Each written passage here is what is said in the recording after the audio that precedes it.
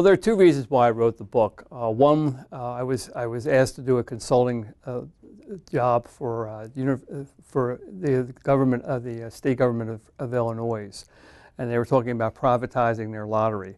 And then the second incident was I was in El Salvador, and they've recently just privatized their water industry. And it hit me. I said, I wonder what's in common with both these. And let's investigate various other cases about why things are being privatized right now.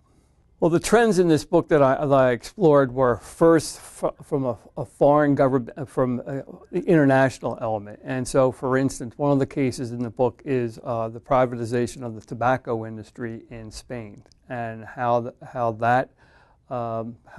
what was the effect of that in the long run, what was the Spanish government hoping to accomplish, and see if they can.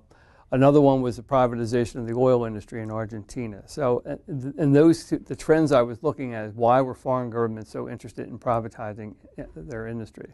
Then there's another trend I looked at was, for instance, in my home state of Pennsylvania, the state government runs liquor stores, and so there's a movement now to get the state out of selling liquor and privatizing that. And in both incidences, there's a revenue issue, but there's also an issue of who's going to be able to benefit from this in the long run. In the sense, will the consumer get a better deal when they're not dealing with this government?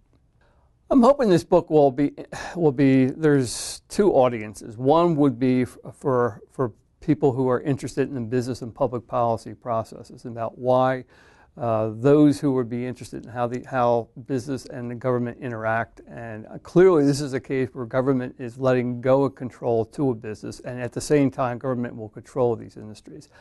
And I guess the second would be people in political science who would be interested in, and economists too. Clearly, the IMF is forcing most governments now to privatize industries. So, for instance, we're seeing Greece right now they're privatizing all kinds of previously functions that the government did. So, why is that the case, and what are they hoping to accomplish? What makes it a successful privatization in the long run? It's allowing greater access to the good or service that previously government was acquiring.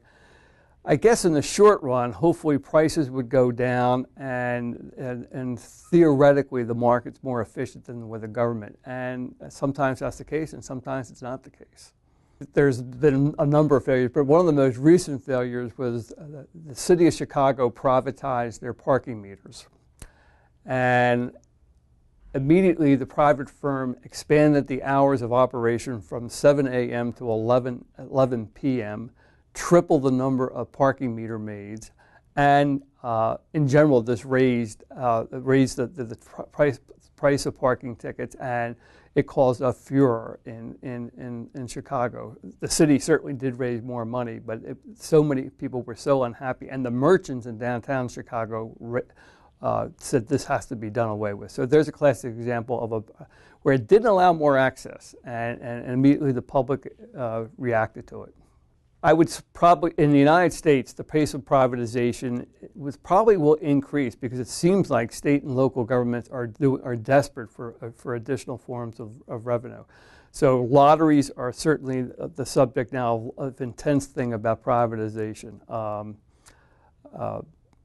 Then again, there's also the other extreme where you have Californians talking about being able to sell marijuana legally, and the state of New Jersey wants to legalize sports gambling. So ironically, as the pace of privatization might be picking up, there's also other things that the state wants to sell in order for revenue. So in general, states are looking for more revenue. So one way or another, this is what this is about.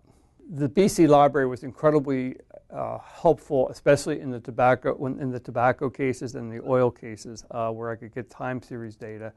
In the case, almost every case, I had time series data. So I'm very grateful to the library for allowing the access to that data.